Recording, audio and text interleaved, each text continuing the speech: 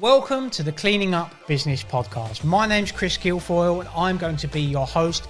In every episode, we're hoping to bring you industry leaders from a wide variety of service sectors, disruptors within their industry, and day-to-day entrepreneurs with some business and life lessons for you guys to take away. Let's jump in to today's episode. But the industry, it's going to crash. I just knew it. If you keep this going for another 4 or 5 years, it'll be easily worth over $1 million. That's a big project for a first project, isn't it? Fucking massive. Yeah. Fell into depression because I wasn't fitting with my own business. Okay. Biggest lesson learned ever. Check someone's credentials. They're all thinking they're going to die and I'm wondering how I'm going to pay the wages next week. The most cutthroat, toughest, toxic industry to be in. So addictive. What was the day you thought, that's it? We were losing about 20 grand a month. You sound like you enjoy stress. Yeah, I can't stop.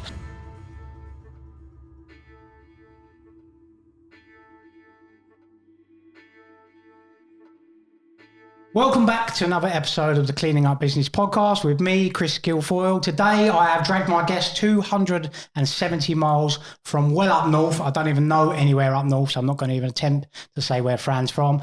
I have on the show today Francesca Brownless from Brownless Cleaning Company. Fran, thank you for coming down all the way to the southeast to join me today. Thanks for having me. No problem. So you've got a super interesting journey, and we've been trying to tie this up for some time for me and you to get together.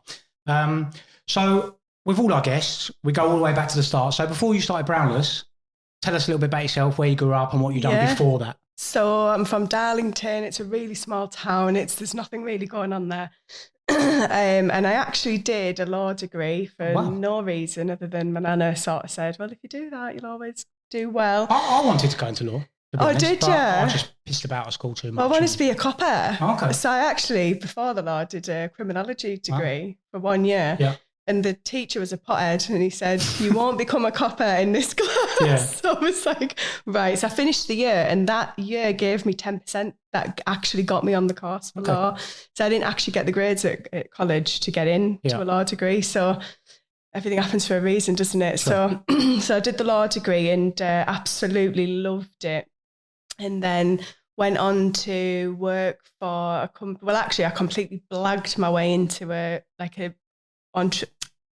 what's it called? Like a European project thing. Yep. So I had a job with a lawyer's office. I had to do a Spanish test. I had to demonstrate I was fluent. Are you fluent in Spanish? No. I was quite good then though. I self-taught. So I had a job after uni and I was so depressed I just self-taught myself Spanish. How mad is that? Yeah. Bonjour, enough to get myself on this, to get myself a job in a lawyer's office. The man couldn't speak a single word of English. So I did that and then moved into the European project part of it. So that was Mint. So we managed like all these European projects. So just before that, we had the referendum, Brexit. So it was all very related, all very tied in. But today isn't about that. I could talk for years about that. And then I came back to the UK and got a very similar job, but it was just awful. And I just fell straight back into depression. So I've got this like clicking point where if it's not right for me, I just go straight depressed. So I have no choice but to stop doing it. Yeah. So tough field to be in, right? How did you find the whole uni experience? Very up and down. So I didn't really like just going out getting pissed all the time. I really didn't enjoy it. And I got into the swing of it by the end. So I was on the swim team. How bad is that? It took me 5 years to get into the swing of it. I went on the swim team. I worked for the Citizens Advice Bureau for 4 years as a volunteer. I had a pub job, and I was always in the library as much as I could. And I just really didn't get on with the getting drunk. Do you find? I asked everyone that says they've been to uni on the podcast. If you had your time again, do you find uni was a net positive, or would you regret your decision to go to uni? Yeah, and everyone said to me, why on earth have you gone from law to cleaning? And we'll get to that in a second. But the amount of knowledge I got, I was taught how to negotiate, how to mediate. I had an awareness of contract management. Health and safety was just a walk in the park, and that's what I've been responsible for 7 years now. Everything has been a walk in the park. The time I spent in court, every bit of experience. The 4 years at the Citizens Advice Bureau, if I wanted to be in law, that cut off 6 months of a training program, which all student lawyers will know. But actually, even if I didn't go down that route, it still gave me 4 years of sitting in front of people and that confidence to speak to them, going away, researching something, relaying it back to them. So that level of communication that I was getting at such a young age, looking back, was unbelievable. The writing skills that you would gain from that, you had to write full reports. So yeah, it's amazing. Yeah. I think having the best people I've seen in the cleaning industry specifically, and in business in general, really, they have that capability to be able to deal with people at all different levels, whether that be a cleaner, whether it be a CEO of a multi-million-pound company. And having those skills is only a net benefit, no matter what job you're in at the end of the day. Isn't it? Yeah, and I've literally grown up with all walks of life, literally, and then pair that with the law and things like that. I could walk into a room, I could go into a director's meeting and speak to the CEO of anyone, and I just look at everybody as we're all the same person. We're winging it. Even the CEO of a company, every managing director I've spoke to, it blows my mind. Like, no one really knows what they're doing. No, you're spot on. So you when you figure that out, you mint, innit? So you mentioned uni. And you sort of, what happened when you got to the end of your law degree? When I got to the end of the law degree, I actually wanted to stay. I went to Liverpool. I thought, this is mint. So I wanted to stay. So I got offered a programme I was working with Wetherspoons, and they asked if I wanted to be a pub manager. Okay. I had no opportunities. I had no idea what I wanted to do. So I said yes. Anyway, no, I'm not going to go and slag off Wetherspoons. I took a flat I couldn't afford. I ended up being absolutely freezing. I got so poorly, like physically poorly. Oh, really? I could not afford to put the heating on. I was so young, I was still earning about £5.60, managing a pub that was bringing in 100 grand a week and about 50 staff. So, it was like, the job itself was unbelievable, but sometimes you need to leave that as a uni job. Yeah. So I got a little bit of experience for that. And to be quite blunt, I rang my mum crying and said, can I come home? Can I come back home with mum? I need to start again. Yeah. I was like, I just need this chance to go, right, the past is the past. Yeah. It was just so difficult. Actually, my granddad died when I got home, so it just was timed to perfection. So so that's what I did directly after that. And then the summer came about. So that was about Valentine's Day of that year, 2014. And then because it was that period I'd self-taught myself Spanish. It was about a year period after uni. It's then that I applied for the Spanish job and just started thinking, I don't know if I can swear on this, but started thinking, fuck it. Yeah, you can swear as much as you want. Just do whatever you can do, because that was the low point. So I'm just going to go for what's out there. I'm sitting with this application thinking, well, you're not going to get this job. Are you kidding? The pay just to go out there, it was an actual job. Do you know what I mean? It was mind-blowing. And then next thing I know, I'm living in Seville, like biking to work every day, just like, so I've gone from literally freezing cold, getting liver problems because I just didn't want to get out of bed. It was so cold. Someone bought me, I wish I cleaned my shoes for this. Someone bought me, like a bottle, a hot water bottle. Yeah, sure. They bought me one for my feet. Oh, really? Yeah. Was that bad? Because you couldn't put the heating on? I had 4 quilts. To sleep. I was just wrapped up in loads and loads of clothes, loads of scarves. I had earmuffs, I had gloves, and I would just, from shift to shift, I would just go to bed, and it's so bad that, isn't it? What, because you couldn't afford to put the heating on? I couldn't afford to put the heating on. I paid for this dongle, it was like 20 quid a month for this dongle. It was like my life saviour. I'd be in bed just reading Spanish and just, that's all I'd do from shift to shift.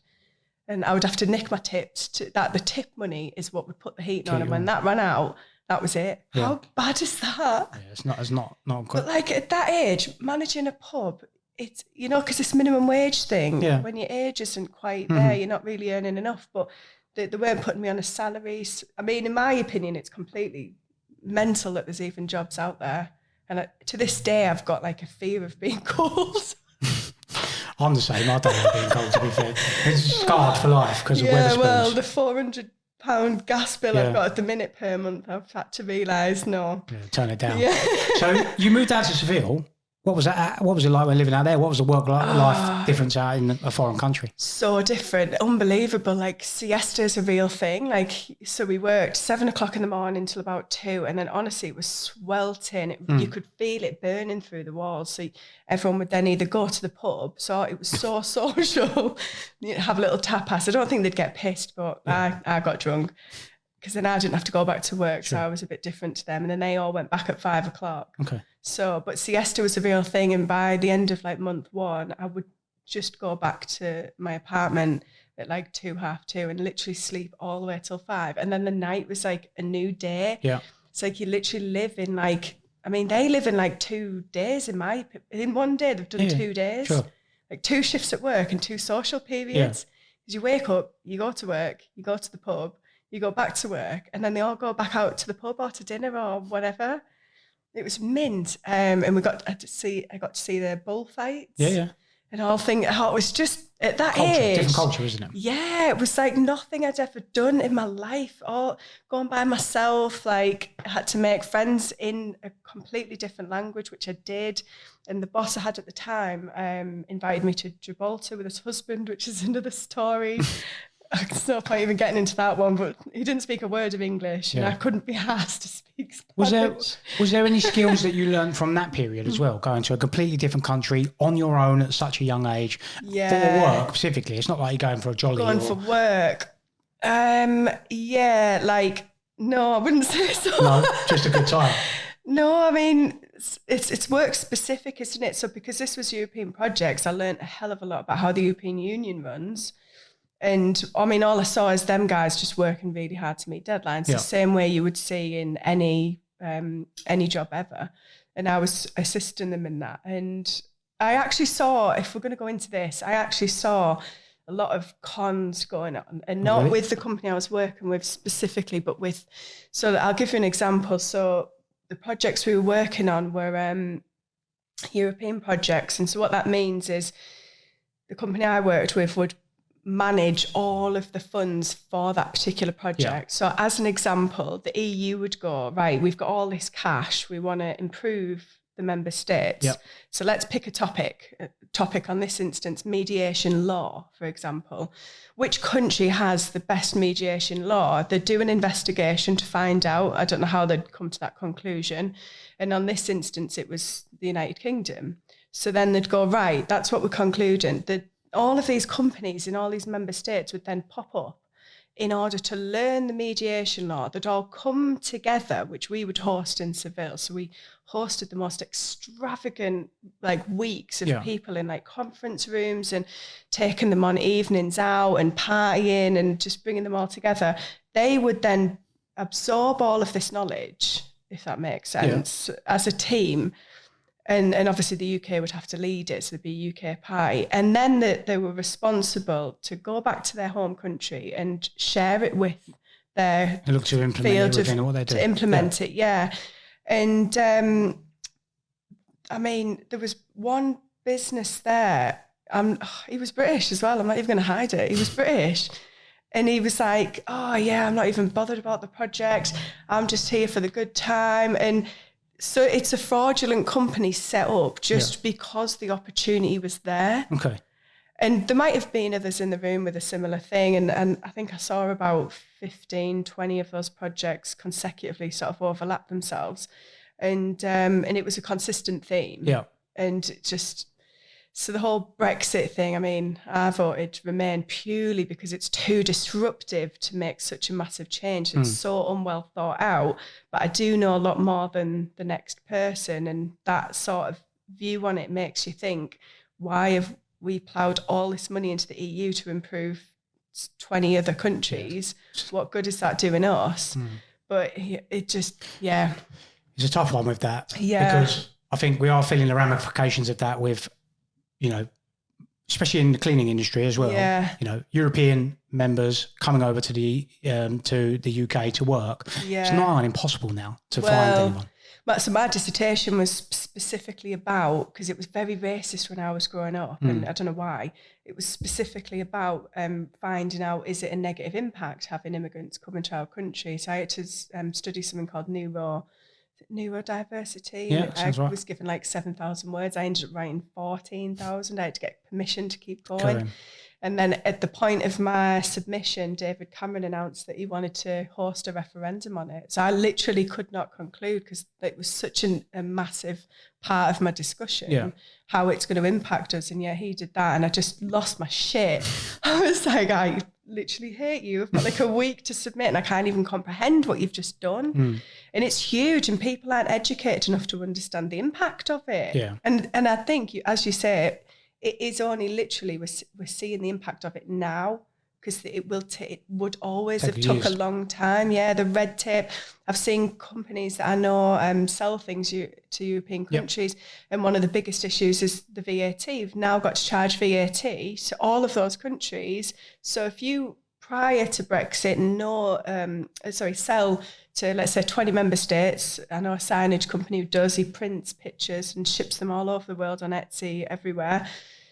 You then have to halt your business, learn the laws of every single country, and then apply it, and then submit a VAT return for every single country. Surely it's just not worth the time, is it? It's not. So if that business is then cutting like 20, I don't know, 1 to 20. Yeah. You've just lost, like, I don't know what the maths is on that. Do you know what I mean? Yeah, sure. It's a big chunk, mind blowing. And that's just one example that people might understand of the impact. Like I say, I don't think the layman's or day-to-day people really understand the ins and outs of that. But clearly you learned a lot while you were out in Seville. So what made you come back to the UK?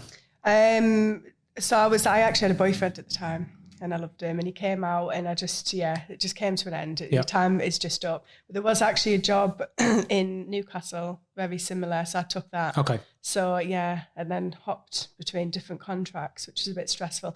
They had projects where you could go out to the different countries, which I actually did do, and I got one where I worked with Sri Lanka, Malaysia, and Jakarta. But again, my boss was an arsehole, and I just fell into depression. Like, it's not all roses when you think, that, someone's got this fancy job title. So I was International Collaborative Ventures Coordinator. That's a mouthful. Sounds amazing, doesn't it? And I was earning mint money at like 25, unbelievable for me, who's come from nothing. And but all those countries had a lot of political unrest. So the day-to-day reality is 2 hours getting up to Newcastle, because it's so difficult to drive there. You'd have to get the train. And then sitting at a desk waiting for someone to communicate with you, but they're not in their office because they're all protesting, they're all arguing with the government, and it's quite serious when it happens in these countries as well. So all I did was sit and write business plans. Yeah. I suppose that was the start of me going, I need a business, I can't do this. Every job I had, there was a sign of like, if you fall into the wrong boss, you are knackered. Yeah. Like, everyone will know that. And if you just happen to not enjoy what you're doing, you're knackered, and you can't have a CV of job hopping. So you have to sort of stick it out for as long as you can, which is just so unhealthy. Do you think, you said about the CVs and job hopping, was you ultra conscious of that? Like that, if someone looks at my CV and goes, wow, this lady's relatively young, has had X amount of jobs. Oh, she's obviously not a stayer. Do you think that was 100%, yeah. That the work I'd had like through uni and before that, I mean, I've worked since I was 13, milk rounds, paper, everything. I've never not worked. But I always was really consistent. It was after uni where I couldn't find any sort of stability. I think I could justify some of the jobs I'd had because they were contract based, so that's okay.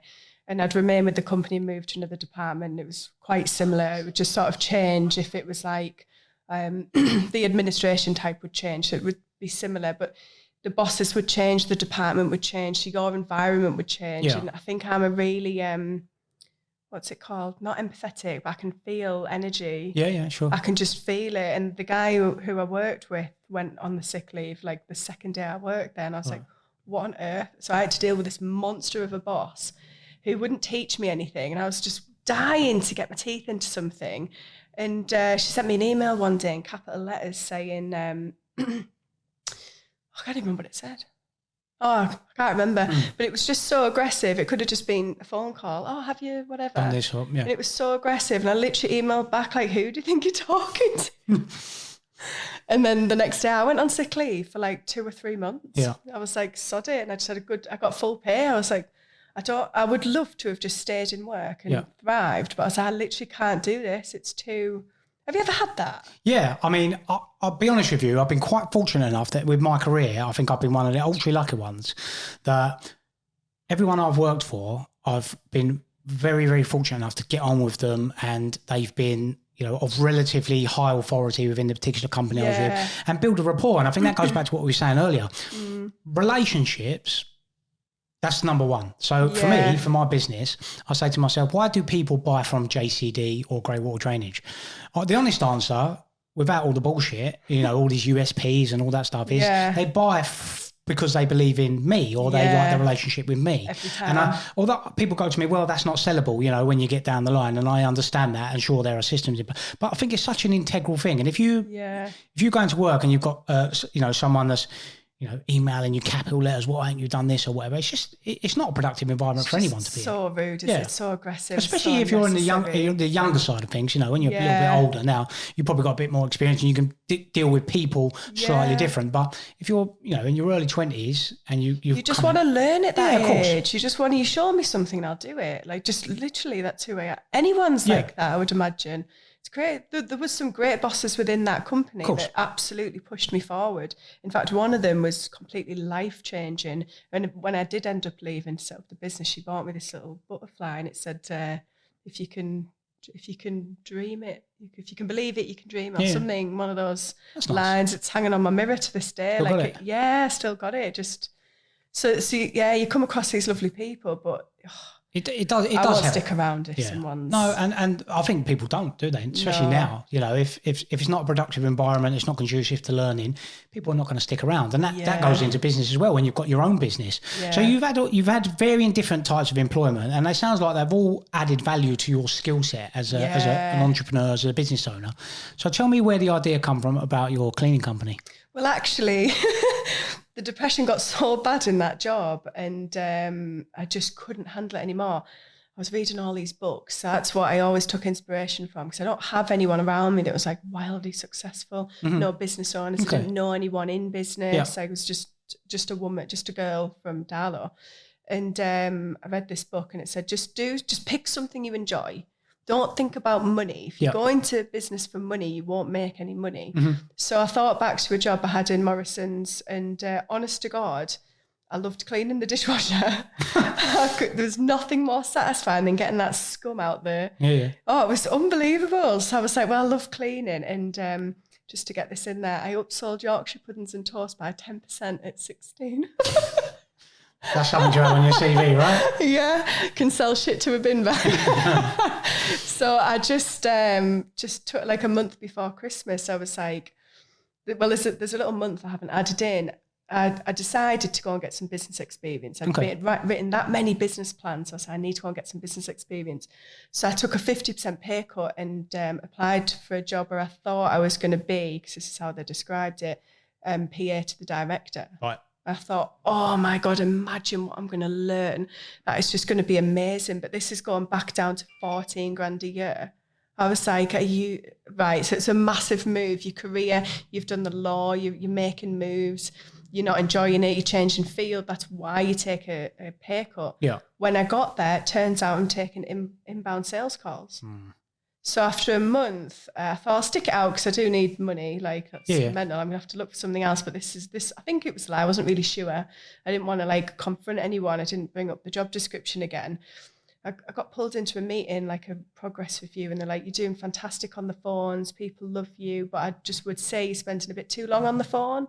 I just lost it. I was like, I don't even want to be here. Yeah. Like, you're telling me I'm doing well, but if you want me on the phone for a minute, tell me you need me on the phone for a minute. Okay. Don't leave it so. Yeah. So anyway, in those days, which is mental to say, there was literally a check on the desk. Oh, really? It was literally my 25th birthday. It was 12 o'clock. I sat down and he said, we'll do this again when you're feeling like you can take more constructive feedback. And I was just like, I don't want this type of feedback. This is pathetic.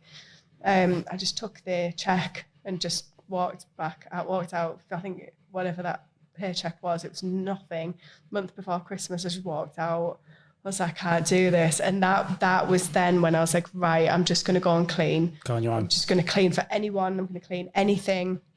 My friend at the time, I'd known her since I was 3. She did some cleaning. She helped me make some little leaflets. And anyone who first goes into cleaning as a woman goes on, what's that card making business? Vistaprint. Goes on Vistaprint. Everyone knows Vistaprint. And you get the little cartoon woman who's got the mop. Classical. Yeah, and it was called something like Crystal Clean or, I don't know, Golden Clean or some crap like that. And I just went round with my friend and she came with me, leaflet dropping, and I didn't get one single bit Domestic of business. properties. Domestic properties. I just want to go and clean. didn't get one single bit of business. No? Not one single bit. So that's business number one, and I'd easily say that fell on its ass. So then somehow I stumbled across carpet cleaning, and I shit myself and took out $6,000 loan because I was broke. Yeah. And I was like, sod it. When I looked into it, the science involved is amazing. You touched on that. I remember going on a course. I thought, I'll take... Where did you go? Tell me all tech. It was it the NCA, the National Carpet Cleaning Academy? That's like the official thing. I think it was something to do with them, if I remember right off the top of my head. And it was like in the Midlands somewhere. Yeah. And like you say, you go there and you've got to identify what type of fibre it is, acid, alkaline. People don't realise how technical these things are. Acid, alkaline, what type of contaminant, is it coffee, is it wine? And, and it was, I'll be honest with you. Tests, soils. I'm a practical guy. Yeah. I like to do things, and the science side of it, they had a test at the end and I failed it. Did you? Yeah. What was the test? It was just like... Burn the fibre or something. Yeah, what the fibres whatever. are. And I had to do it again the next day. I had to stay an extra day. My guys passed and I failed it. But it's technical, isn't it? Very really technical, yeah. And I thrived on it. It was the first time I felt like I can thrive on this. Social media was just becoming a thing. No one was really using it for business back in those days, which sounds wild, doesn't it? Anything you put on got well, I'll get into that in a minute, but yeah, so I did the course. I took a $6,000 loan out, came down to London South this is like wild coming all the way down here for me. I did a full week course and just absolutely thrived on it. And it was a man called Paul Pierce. Okay. And he travels the world cleaning carpets, which is mind blowing. He used to clean for the Queen. Wow. He used to have her contract. Obviously, rest in peace, Liz. God save the king. I know, but he opened my eyes. Like you can literally go to a foreign country and clean a silk rug for someone because there's no one doing it. No, of course. It's so dangerous to do it, isn't it? Well, you think some of them rugs, they're worth fortunes. You damage it, put the wrong, Mr. Shine on it or whatever, and you damage it, you're in trouble, aren't you? But I cleaned for a woman who had, I think the carpets have lived in the posh estate. There is rich areas where I'm from. This is one of those. And she'd spent like $30,000 on the carpet. She'd been in the house like 50 years with her husband. Yeah. The carpet doesn't exist. Wow. It's this olive green thing, thick wool, absolutely. You can't see. Lovely. Yeah, to her, she's not going to, her heart was broken and her dog's pissed all over it. And we had to go and, and she can't, it's so important to have that service for someone like that woman who is going to spend a couple of £100 on a repair over replacing her heirloom carpets because her bloody husband's died. She doesn't want to get rid of them. They probably went shopping for them together. It's emotional for people. So I found this and I went, sod it, I'm just going to go full throttle with carpet cleaning. And I was mint. I was absolutely mint. Yeah. So I started networking and to get myself surrounded by business people. So it's the only way I'm going to grow my confidence. Just start networking, just start absorbing the words like cash flow. I don't know what that is, cash flow. Someone sat and said every time they make $50,000, I put it into savings. I'm like, I wish I had 50 quid right now. It was mental. And this woman approached me and she had this it was about the size of this room, turns camera, and it was like a French heirloom in their family. She lived in this big cottage and it had just been stuffed in the attic. And it was unbelievable. Chenille, it had all these gorgeous colours and things and whatever. I wrote a 2-page essay. This is where the law comes in, so I did so well. I wrote a 2-page essay on the history of her rug. I went and found out the history of the rug, wrote an essay on it, told her how it needed to be cleaning, what standards were going to be achieved, and what risks there were because it was such a delicate rug, and gave her 2 options. And the 2 options were, I think the first option was like 250 quid and I'd give it a really good clean and do the best that I could on the stain treatments, but there's further that you can go. And then there was 450 quid and I'd go wild with the stain treatments and then I'd put a big I'd put protection on it. And then that was the upsell. Yeah. Obviously, she's been written a 2-page essay. She went for the 450 quid. Yeah, of course. I was there like 2 hours. It was mint. Factor that time in though, did you? No, I thought I was going to be there a couple of days, if I'm honest. 2 days for 400 quid.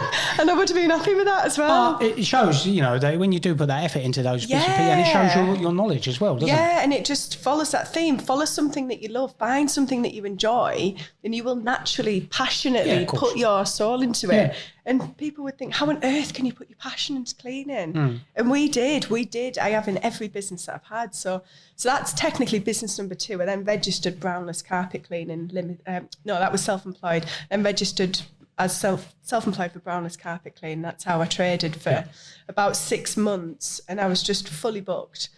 And then I bust my back. I was like, oh, shit. How? Moving kit or out? Well, there's one thing to go on a course. The other thing, you should really have paid attention to the manual handling training that you've just learned in Wetherspoons for the last 7 years. So you really, really don't pay attention to those videos, do you? Yeah. So I was lifting the carpet machine. They're like, what, 80 kilograms or something? They're massive. I didn't have a ramp and I didn't have a van either. I had all the professional knowledge, all the professional kit, and I just did it all from the back of my Picasso. Picasso. And I was like, don't be shy about this. You can't afford a van, you can't afford a car. You've got the brains, you've got the kit. Just go out and show people what you can do. So I did.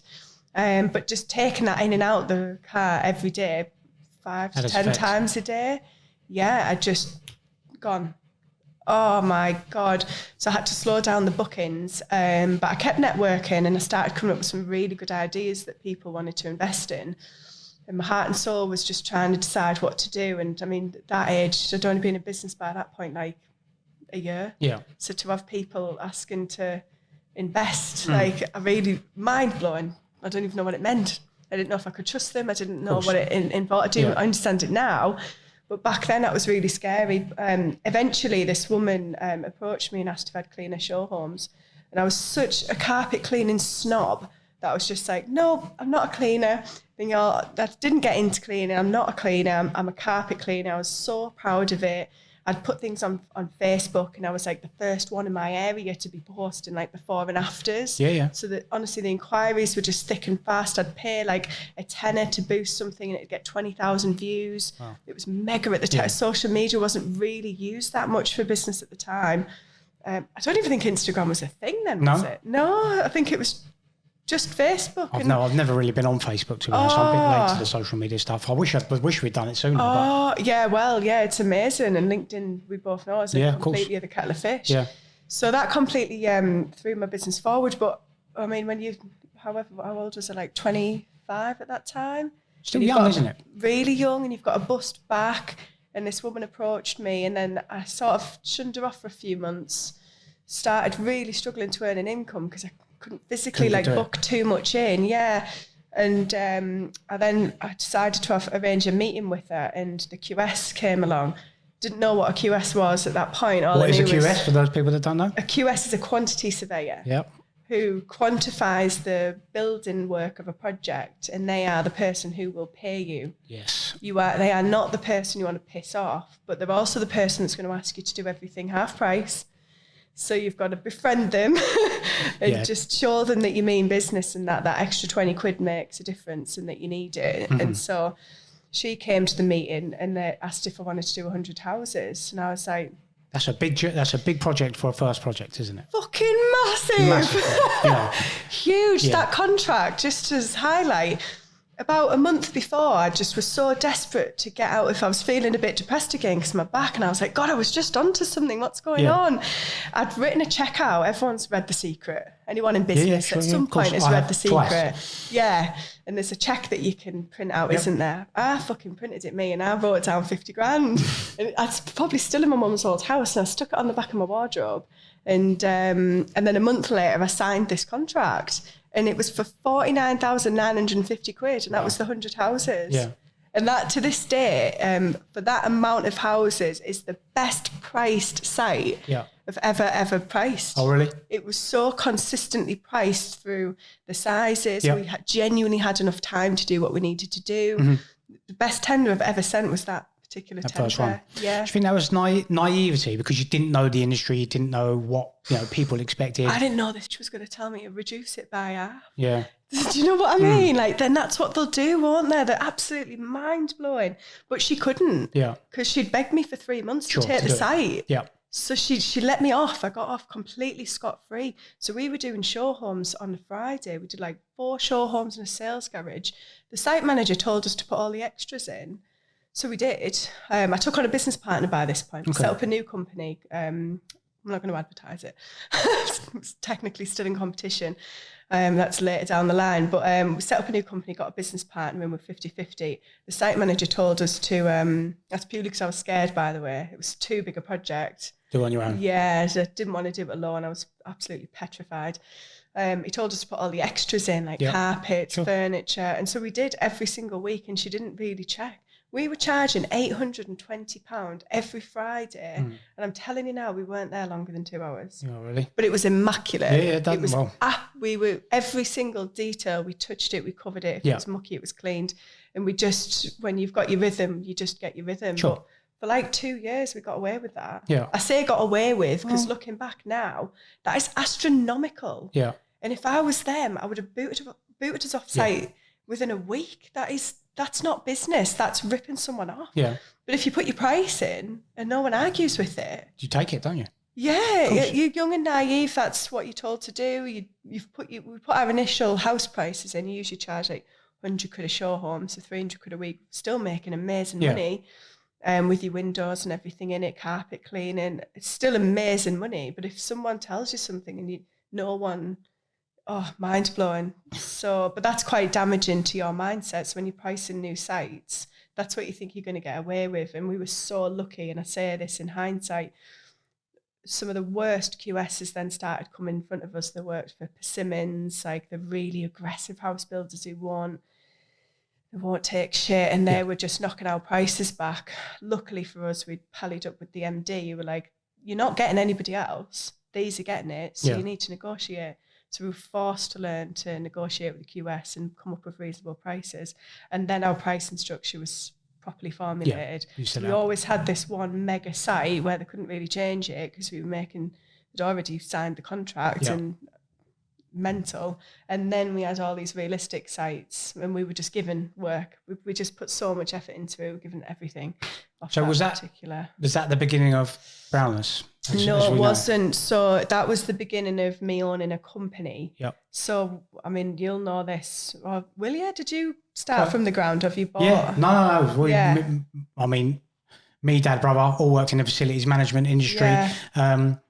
And I just, a bit like yourself, I just always thought this employment malarkey ain't for me. I was good at it, don't get me wrong. A bit like yourself, I was quite a high performer at a young age. Yeah. But I thought this ain't for me. I've got something else there. And we just started on our own, and it grew from there. Now, construction specifically was a big part of our business in the early day, but I got kicked up the arse with it. And we then regressed to working with very specific home builders. Yeah. We'll get into a little bit more detail of that in a minute.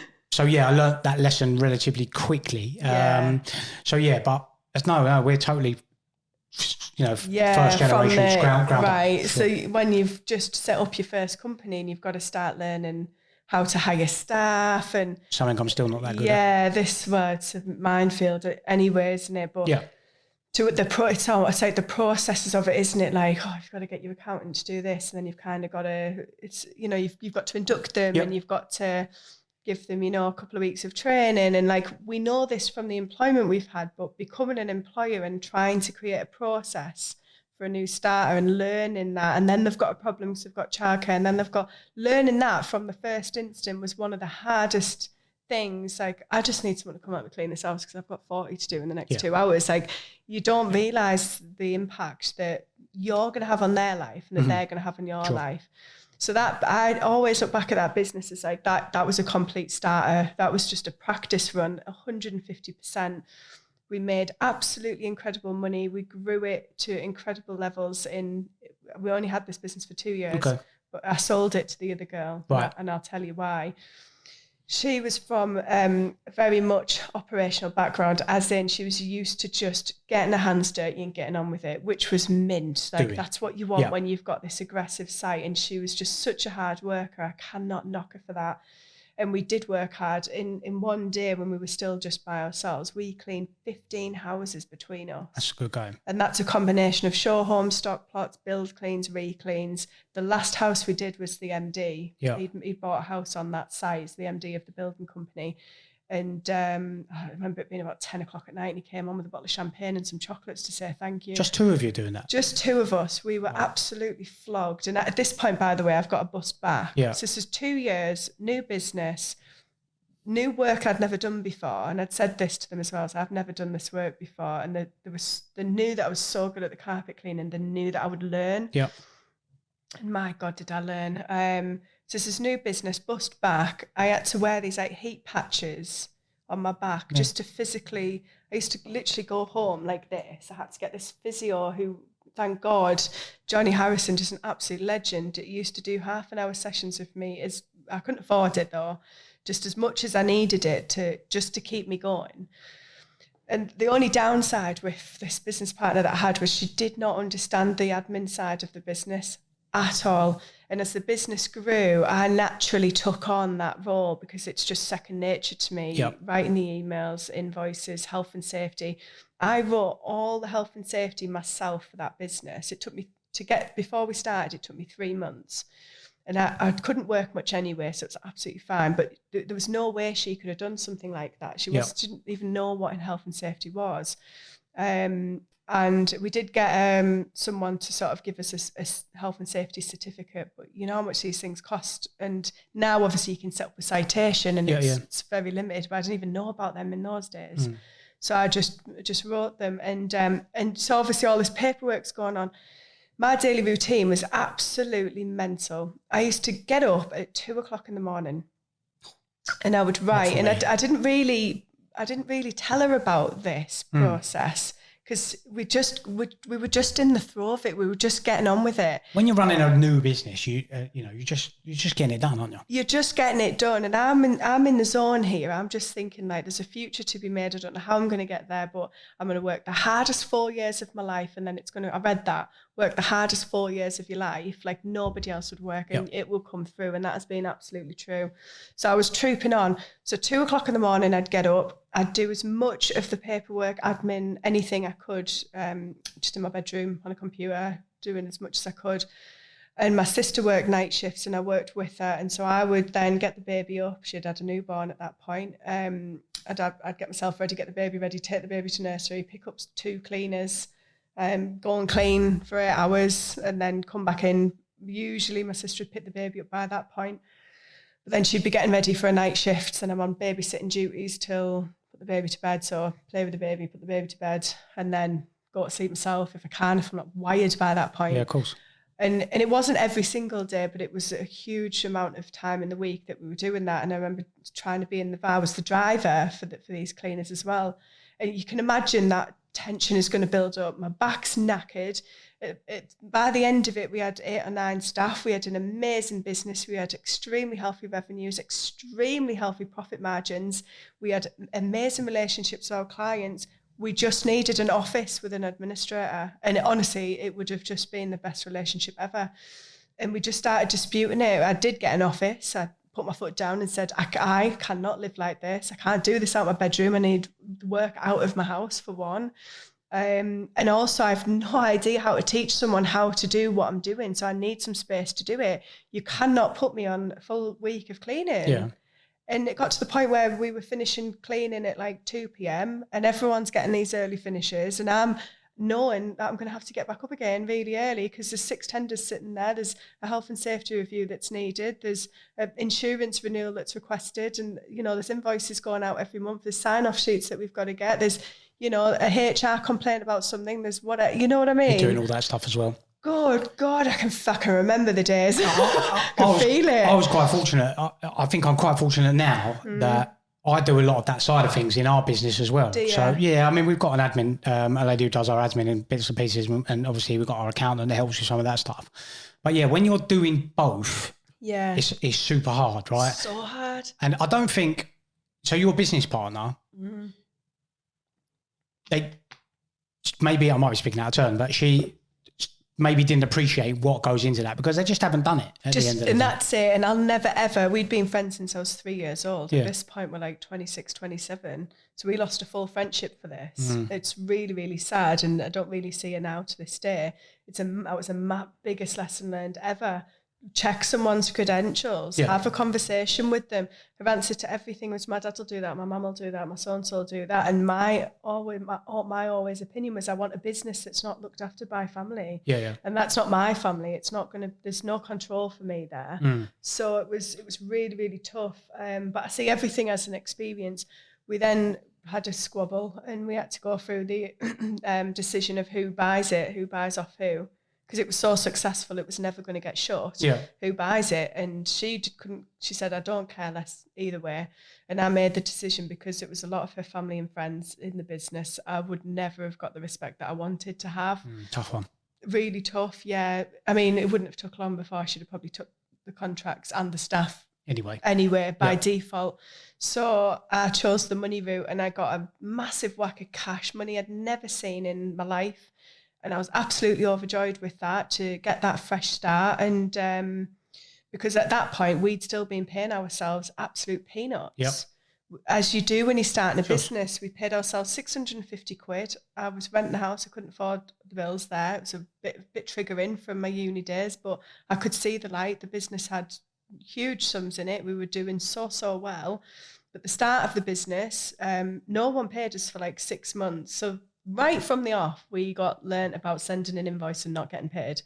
Right from the off. And I remember it was like January 2017, and we were already owed like 50 grand. So this new company by that point was honestly only 6 months old, and we were already owed 50 grand. And I was like, that is ridiculous. So we had to suffer. Lindsay had already done well. She'd been self-employed for ages. She could afford to be like that. I couldn't. So that was business number one, and I felt so grateful to go through that sales experience. So selling a business, I got to learn at such a young age. What was that process like? So valuing a business, so meeting up with an accountant, we both had to be there, and you would discuss everything about the business. So we went through all of the contracts that we had. We went through the relationship types, so commercial, domestic.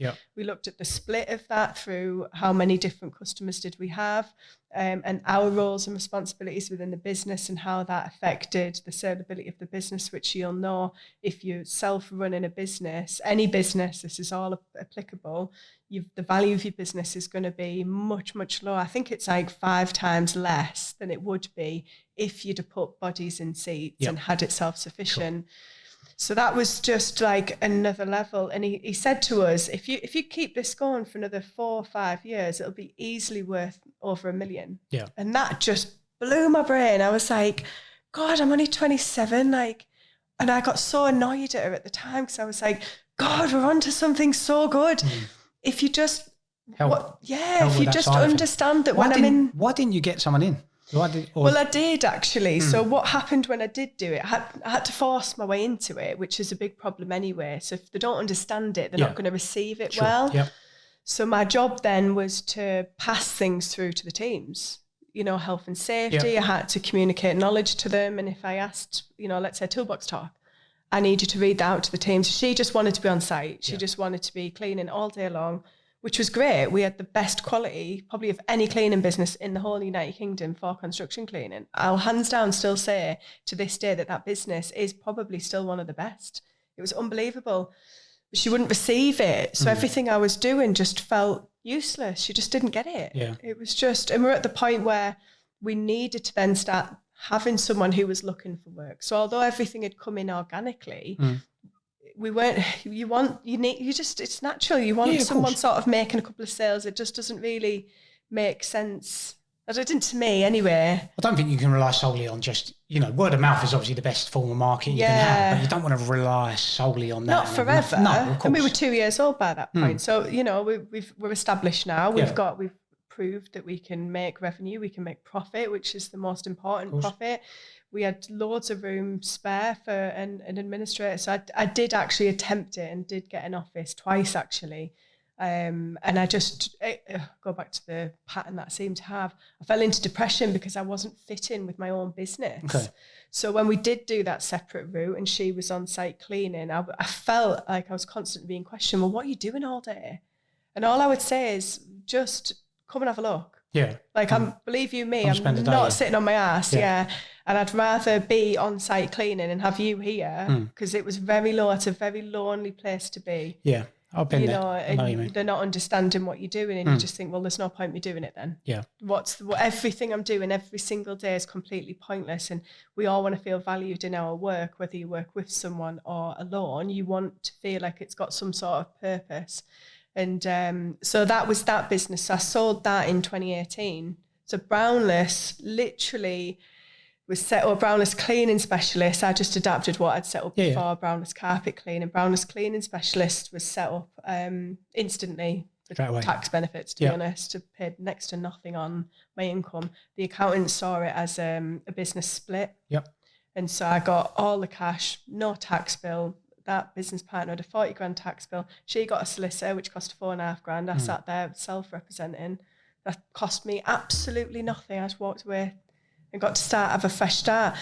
6 days later, I get a call. I'm in London, swanning around with my new Chanel handbag. Wouldn't dare buy a Chanel handbag, by the way. But you get the point, just trying to enjoy a bit of freedom. I want to recover with my back a little bit.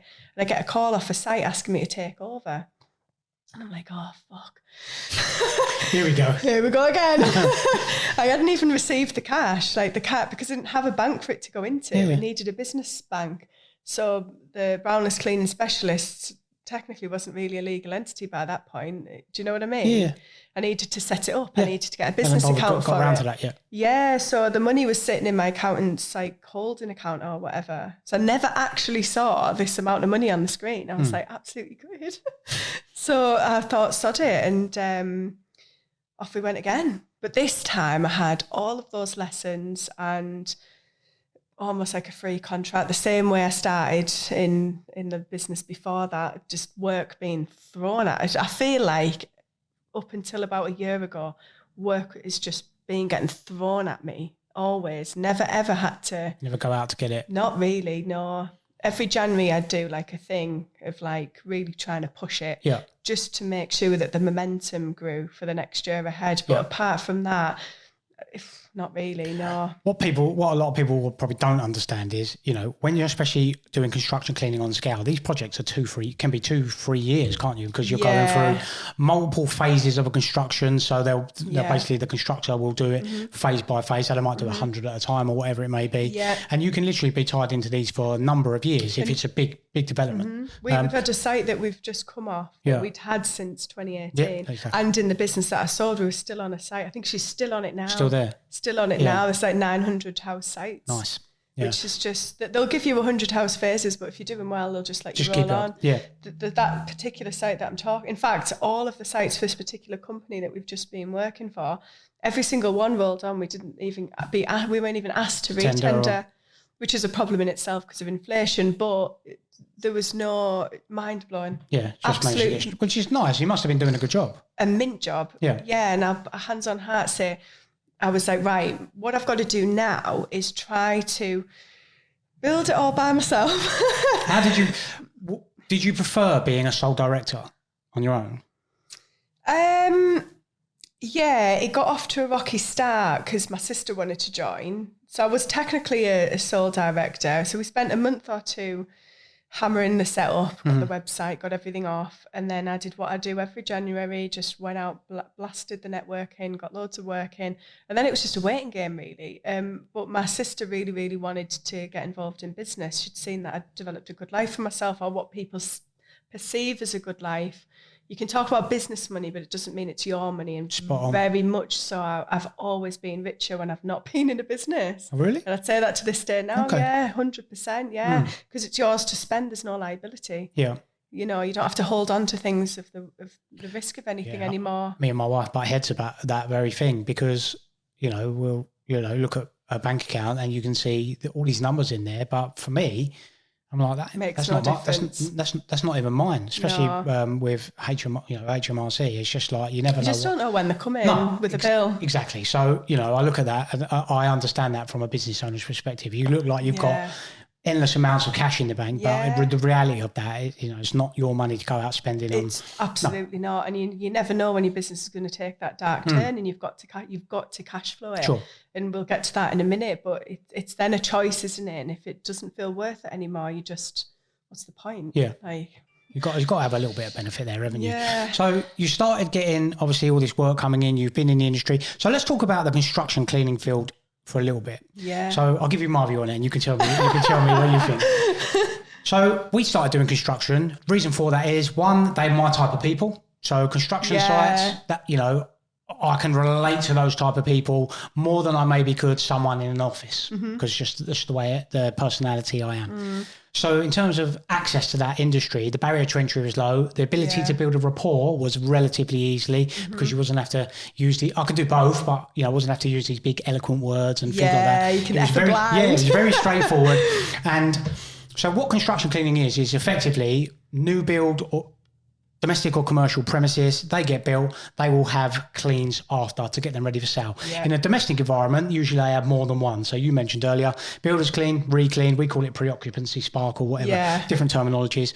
And some contractors have 4, some have 3, so you're doing multiple cleans during that, so they can assess damage, snagging, get it ready for air testing and all that good stuff. And you can do it on mass scale. You mentioned, you can have sites where there are 900 plots.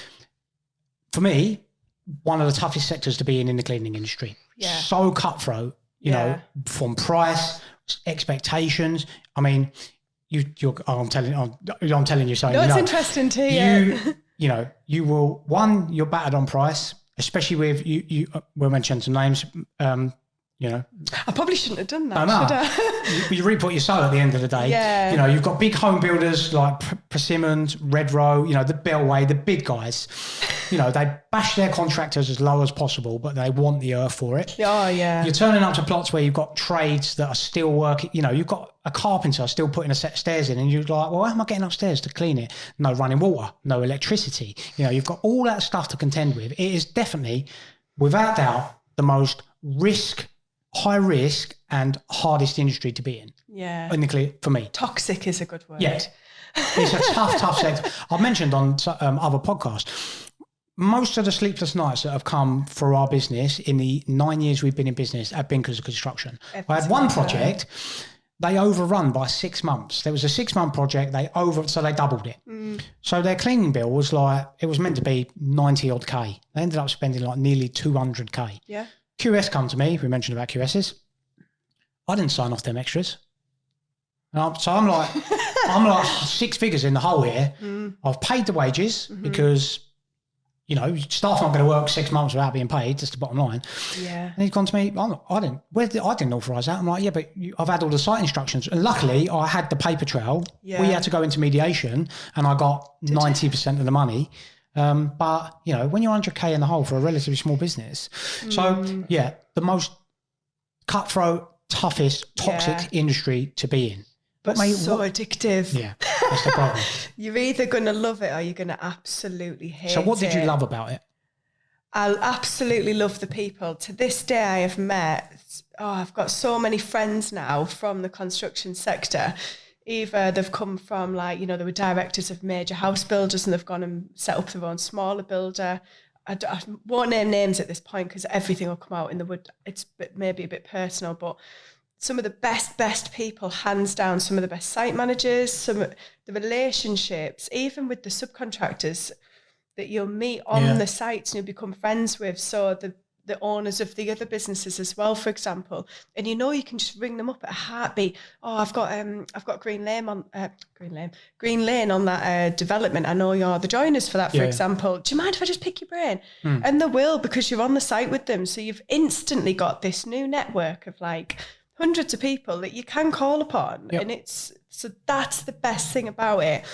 And weirdly enough, I absolutely love the reactive side of it. So they're not knowing whether you're coming or going, because that's how my life has always been. So you like that side of things? Love it, because it just fits so well with my personality. And I love the challenge of trying to create processes, which you'll probably understand yourself, trying to build a team of people where you can make a routine for them feel like a valued contract, which we did do.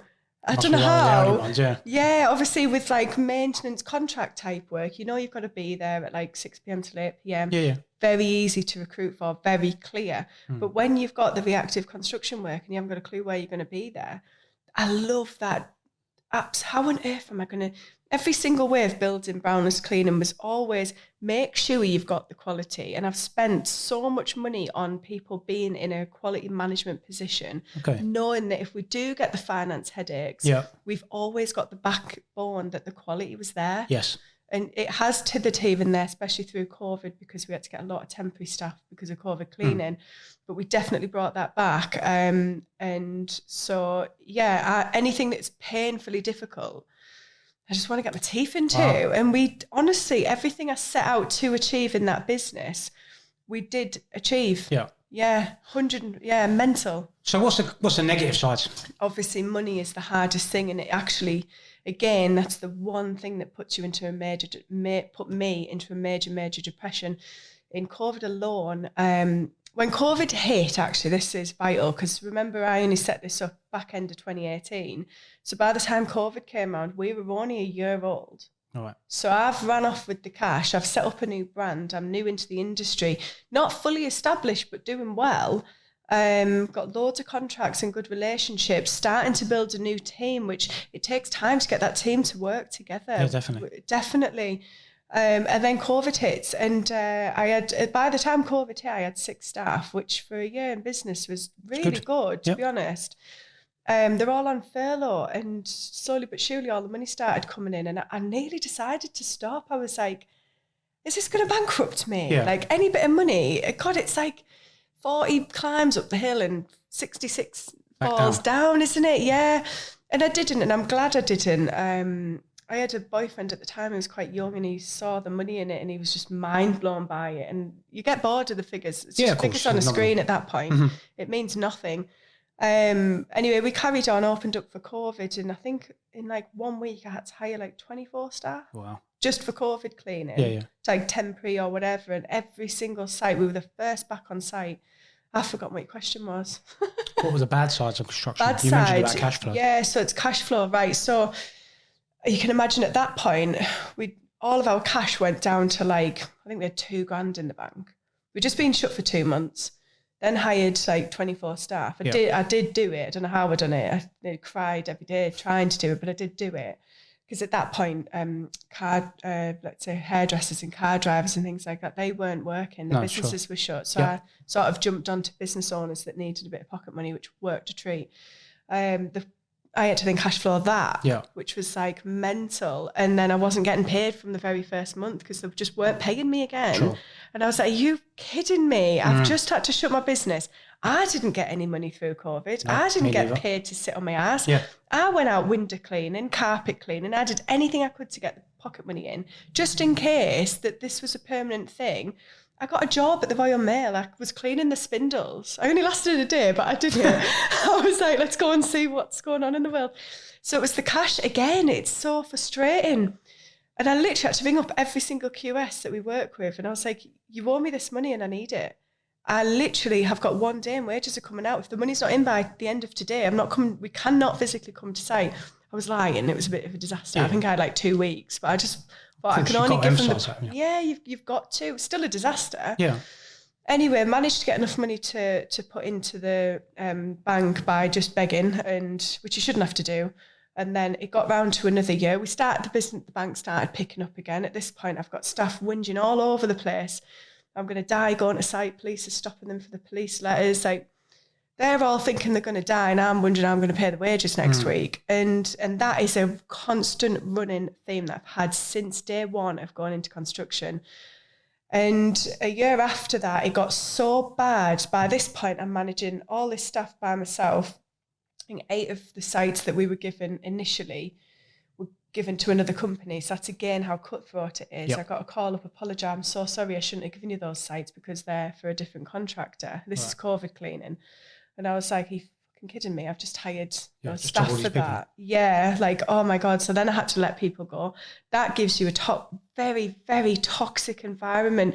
You do not want to be bringing people in and out of your business. You want to give them a guaranteed commitment. You need to know it fits with their lifestyle and that they're going to be happy with it, and that you then build trust with them by sticking to it. Yeah. So the second your client lets you down like that, it's embarrassing. It is humiliating. And I wish we got something in writing that just, because everything we did for COVID wasn't on a contractual basis in construction. Mental. It's super, super tough industry to be in. And I say people rush to it because it's so easy to get into, in my eyes, but definitely one people should proceed into with caution. So obviously you had your company for a period of time, you're getting all these fantastic projects. And then, I mean, we speak not sort of offline, off social.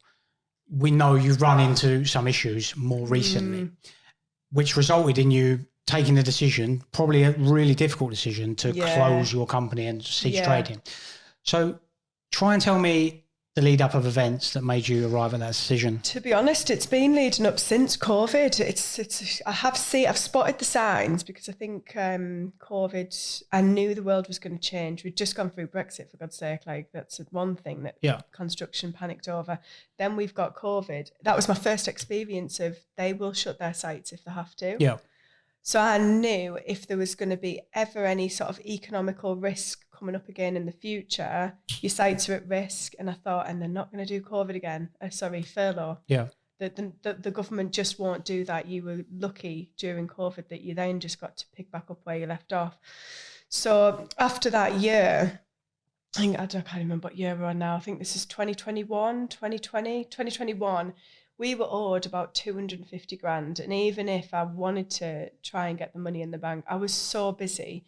The phone is constantly ringing with that many. I think we had like 22 or 23 sites to run. I'm wincing because I know the industry. I mean, I think we've got 5 at the moment. 5. That's a nice number. Yeah, I mean, and to be honest with you, this particular home builder, I know the owner personally. And they're an upcoming, they're good on quality, they're not a house basher. So we've got 5 sites, and I can just think at the moment of how much headache they cause me, because it's a rough time of year, because it's 6 weeks holiday, people are having holidays and things like that. So to have 22, I applaud you, take my hat off to you. Yeah, awful, worst experience. And really, looking back, I should have said no to every bit of COVID work. But it's like, it's money in your hands. Of course. What I didn't do is exploit COVID. I know loads of cleaning companies who absolutely rinsed COVID. I did the worst thing that you could have done, and I really, really regret it, because the loyalty was not paid back. So hindsight is a great thing. Yeah, I literally just serviced COVID cleaning, both maintenance and reactive. We had site managers die because of COVID. Wow. Oh, it was just a mad time. And that's all I could think about, was trying to help the sites open, which would help us get back into business. We were owed like 250 grand. And I was like, this is, I couldn't even think straight. If I wasn't buying a new van because we needed a new piece of window kit, or we just hired freaking 6 people. I mean, at one point I had like 7 or 8 people just going around in their own cars. And I thought, well, what's the problem in that? But our site, so we serviced everywhere from Newcastle all the way down to Harrogate and up to Leeds, and all the way across to, at that point, I think we're in Hartlepool.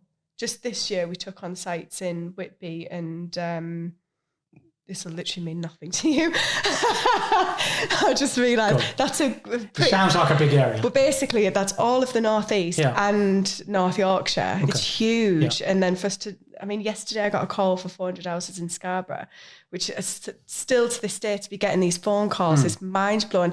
I know I could set up tomorrow and just kill it again. Yeah. And I'd do it so much better. I've forgotten your question again. I'm saying, tell me about the process that started you deciding to close the company. When it started to close, yeah.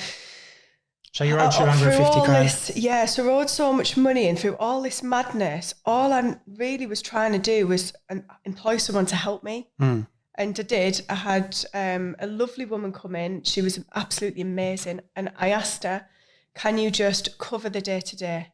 please I want to just teach you on how to take these bookings, which you'll know, and moving frantically. I've never to this day found a system that allows you to move your bookings so quickly and easily and then be able to get the information that you need from it. You would get to site effectively, and what you thought you were going to do plot 110, it's not, it's 130 now. It's 130, that's cancelled. The joiner's not finished on that. They're going to stick you in that. It's totally cancelled, so you need to get a cancellation order verified by your QS, otherwise you're just not going to get paid for turning up today. And all of that, I was like, to please really just take the day-to-day off me, because my job at that point needed to be to get the money in the bank. Is it 6 years you've got from an invoice to try and recover? Was it just you were so busy that side of the things just fell away? Like you wasn't keeping on top of it, like chasing it? I just didn't really care, so long as, because I'm not actually that money orientated. Okay. So long as I had enough money, so long as the invoices went out on the 30th, or we did it on the 5th, and I got all the slips signed, and I could pay everyone. I didn't really stress. Wasn't bothered. And the reason being, and I'm really glad I didn't, because I'm the only shareholder, so I'm the only one who technically wants to make money above and beyond for travelling or whatever the things I like to do. But I always had, it didn't take long before it built up. And what I found is when you order a massive pocket of cash, it comes in eventually. Yeah. And all you've then got is a massive savings pot. Yep. So yes, it's really, really stressful. But the only time it really affected me was when I wanted to think about leaving the business, and for reasons of stress.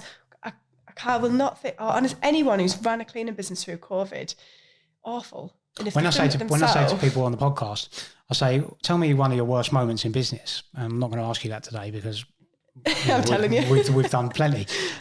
They all reached to COVID because it was such an uncertain time. Now, our situation was all of our commercial work fell away, which is predominantly what we do. No way. Yeah, no one was in the office at the end of the day. So if your office is not being used, you're not going to have a cleaning contract. And then we had that dichotomy of, right, if we still say, well, you're in a contract with us, you've got to pay, then you've got a retention issue, because when you come back, the customer's going to realise that you carried on charging them. So we opted not to charge them. We were quite lucky. We worked with some care home providers, and obviously being vulnerable, the older generation, we had enough work to keep everyone going. I mean, we only furloughed a handful of staff and managed to keep going. But like you say, back to the construction field, that's one thing I've always struggled with. And everyone knows this, it's endemic in the industry. They try and shaft you for money non-stop. It's just, I've got one company that I work for that are good as gold, but every other company I've worked for, they either say you've had a change of schedule or whatever, and they go, you're not getting paid for it. So you send guys to site, you've got 4 people there, and they're only paying you for one plot because the others were cancelled. They just don't care. You go there, there's no running water or electricity, and you can't get the standards. And then, you do everything right, and you've got the best standards in North. Yeah. And you're waiting 4 or 5 months for your money for various excuses. And I think that's the toxic nature of it. And I've got so used to just having people owe me money that it just became normal, just completely normal. And the only thing that I feel so proud of is I actually found ways to completely overcome that. So processes that we put in place. So when I hired Laura and Liam, that was a massive changing point to the business. Not only did I get the time to breathe again, but I could then put in processes and systems to completely eliminate those issues. So things like any booking, every single booking had to be on an email. Yeah. Laura got an absolute bollocking, and she will watch this and she will laugh. She got an absolute bollocking if I went looking for money with a client and there's no bloody email to prove that the book date. She got the worst bollocking because she watched, when Liam and Laura joined the business, they watched a massive dispute with a very big house building company, and it went on for 2 years to the point where I had to pull off they kicked us off 4 sites for delaying the project. We weren't delaying the project. The scope of work wasn't appropriate for what we were actually being asked to do on the site. Yeah. I had written evidence that they agreed that the scope of work was wrong, but can we just carry on because we're doing a great job? Yeah. And I said, I'm not going to carry on because you owe me 15 grand that your QS at the minute is unwilling to pay for. Yeah. I've just rewritten the scope of work for you and told you what we're doing and what we need to do, but your commercial director's telling me it's apples for apples between all of the cleaning contractors. Absolutely mind-blowing. So they watched this in the first 4 months of joining the business. So it was always a very like the new from the off. If I say, get it on an email, get it on an email.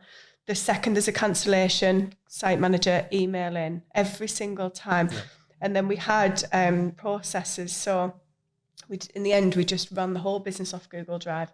Some tech person's going to judge me, but I don't care. We found a way to work in construction. We could share everything while Laura was on site. Liam could see all the finance. We could link spreadsheets together.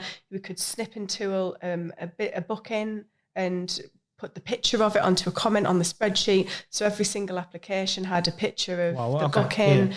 And if there was a change to that, we could then add it into the variation tab and show evidence of the email. And so we found amazing ways to stop those disputes. Okay. Our issue now, at the back end, there's one debt left in the business. All I've done for the last 3 months is go, right, who owes me money? And I have got it in, and I'll tell you a really funny story in a minute. There's one client, one of our biggest clients, is still owe like 20 grand. And the debt for that is prior to us having these processes. Right. We had a whole different email system. We're now brownless.uk. We were brownlesscleaningsspecialists.com. Somehow we lost all those emails. But actually the debt that they owe is from the last year. Okay. But they want to go back. Bloody, I don't know why. Yeah. But they're just delaying it. It's delay tactics. So they've not shown any evidence that they've paid for that work. And they'll watch this, and some amazing people in that business. But we just laugh because the only time we speak is when I'm bringing up for money. Yeah. So all of that, when you're doing that alone, it really does. I can imagine. It stresses you out. Yeah. And I saw signs of the industry going to I knew in my educated heart and soul, there's going to be this boom and you're going to make some money and you're going to put some money in the bank, mint. But the industry, it's going to crash. I just knew it. And about a year ago, I was like in two seats. I was like, either I get this unit and I'm full steam ahead, or I don't get the unit and we just sit where we are. And I'm just quite risk averse. And the major thing that actually plummeted us this year was interest rates. Okay. How mad is that? Yeah. Of all the things we just overcame. Everything, you'd gone through. Yeah, so the actual ending, it started, I saw it happening about probably like October time last year. But by this point, I've got, the business was like 90% completely looked after. It's like a dream of mine. Make the quality the best that you can make it, because then if you've got any issues, you can bounce back on the fact that you are better than the company next door, which to this day I'm still being told is true. I had a call last week with someone who said we were the most professional cleaning business that they'd ever come across. What a compliment. Yeah, of course. And he worked with me in the previous business, and it was all down to me. The paperwork, the way that you deal with the customers. I think the great separator for cleaning companies is quality. There is no other. Quality, it is, but it's also your processes outside of that. So just having your health and safety tied together is a massive tick. Yeah. And the amount of smaller businesses that try and jump in, and that one simple thing they haven't covered. But we created processes that I learned from Wetherspoons, which is mental. So like, I'll tell you the Wetherspoons process because I've held on to it. So you've got your customer view. So when you're walking into the building, so to me that taught me customer view. The van needs to be clean, you need to be clean, the front needs to be clean, the equipment needs to be clean every day. Normal, obvious, that's to anyone. Then when they get to the bar, you've got like 10 seconds or 30 seconds or something just to acknowledge them. Oh, I'll be with you in a second. So that told me whenever a booking came into the inbox, just within an hour, just reply back. I've got your booking, I'll come back to you. Mm-hmm. If you can't do it then, or just get back to them. So it was always speed. To me, cleaning is so reactive. No one ever knows when they need us. Yeah. You need to jump on that as quickly as you can. So that's what I learned from there. And then it was like in Wetherspoons, there was loads of them, secret shoppers, all sorts. You had like 10, the chefs had 10 minutes to get the food out from it being ordered at the order point. You had 2 minutes to take their order, pour the drinks and get them to the table. And then the chefs had 10 minutes to get the food out. And what that taught me, I tried to implement all of this into the business. When the booking comes in, get it in when they need it in, the best that you can. So every process was to create as flexible a workforce as I possibly could. So everybody that we interviewed, everybody that we wanted for the business needed, that was the core thing. And so they were all on guaranteed contracts. Yeah. So if they needed 40 hours a week, they were paid 40 hours every month, hands down. And we never let that down. If they only needed 16 hours, no problem. Yeah. But what we asked for was complete flexibility. So at Christmas, when it ramped up, we said absolutely no holidays in the 2 weeks. We're off for 2 weeks at Christmas, so no holidays. We need everybody working until 5, 6 o'clock at night. In January, we're absolutely dead for the first 2 weeks. You'll be done by 10. Yeah. And that's what we want. We're not going to necessarily pay you anymore. So it was a case of banking loads of hours. Yeah. And that worked an absolute treat until some knobhead started arguing about minimum wage laws. And I was like, you're not even on minimum wage. You're on, like, in the early days, they were on like £9.50 when minimum wage was £8.50. Yeah. In the back end of this year, I've had someone on £14 an hour before, PAYE. Yeah. We've had no one self-employed. So you just got people chirping away like that, haven't you? So anyway, interest rates this year kicked in about October time. We could see... We wrote about 100 tenders last year. So we had sales processes and everything. Everything we did for me to do as little as possible. Yep. No one ever has a phone number for me. No one ever did. And if it started ringing too much, I would swap it with another one. I literally can't stand it. I can't stand the noise, and my job isn't to take a booking or to write an invoice. Sure. I've got people doing that. Which isn't an arrogant thing. You'll understand this. You've got to grow your business. You've got to be thinking about the development of your business and how you're going to progress. And I saw that we needed to start diversifying. I was like, we cannot just be in construction. Yeah. So you'll have noticed this. We did a lot of courses. We got into oven cleaning, but in massive industrial oven cleaning. I've still got $3,000 oven cleaner. You know, the steamers. Yeah. Do you want it? It's going for sale soon. I've completely lost where I am. No, you were saying about you diversifying into other service streams. Yeah, I thought we either this. I can see signs that our tenders we're not getting responses. Oh, really? It's not that we're not even getting rejected. We're just not getting responses. I actually say that. I have a particular contract. I'll spare their name. I've mentioned them already. They send us tenders all the time. Yeah. And I email them back and say, I'm not going to be submitting a price because you don't even reply to me when I do. And they still send me more the week or so later. So, well, legally, they have to get 3 prices. I suppose. And 9 times out of 10, they'll always know who they're going to get. And that's why I always focused on quality, because we just knew we were going to bounce onto all the sites. You'll get a call off the commercial director and they'll chuck you onto something. In the Northeast, no one seems to know about this. I feel like I'm talking to thin air every time I say it. I went to a planners meeting like a year and a half ago, maybe 2 years ago, and there was a planner from London on a Zoom. This room is full of property people, by the way. So it was my network, and it was just everyone, construction, property, whatever, saying that there's nitric in the water and Homes England are stepping in and preventing anyone getting planning. Right. So sorry, I could see this a year ago because of this. Yeah. So I learned about this and I was like, that's the next risk we're going to come across. Okay. It started in London. So obviously you know what that means. If they can't get planning, they can't start the sites. Can't build, yeah. You can't build, which is 100% my business model. Yep. Anyone building renos, massive sites, small sites, anything, a bloody cinema, a school, a hospital, housing, anything, give it to me. If no one's getting planning, where the hell is our workload coming from? So I was like, shit, we need to diversify. So that's why we started doing training. I spent a fortune last year on training. The first location it came was London, and then in Teesside, which we're from Darlington, my whole core business is Teesside. Yeah. Our core clients' head offices were Teesside. It's just absolute, like, what a challenge to have. After COVID, I still feel... Two on top of each other like that. Yeah, and I thought, well, we can overcome it because we'll go outside the area, which we did. We were already far and wide enough to overcome that. But of course, the staff start getting stressed. The vans are getting really... Normally, we've got sites... Well, we had a whole strip of sites all linking to each other. But when they start getting too far, you can't hop site to site. Yeah. You've got a 2-hour journey to get to Dishforth. You've just got to get there. Yeah. Mind blowing. And so I thought that would be our problem.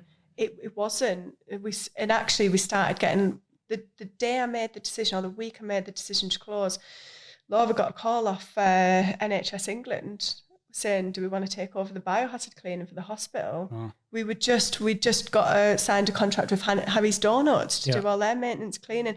We were just onto it, really starting to diversify so well.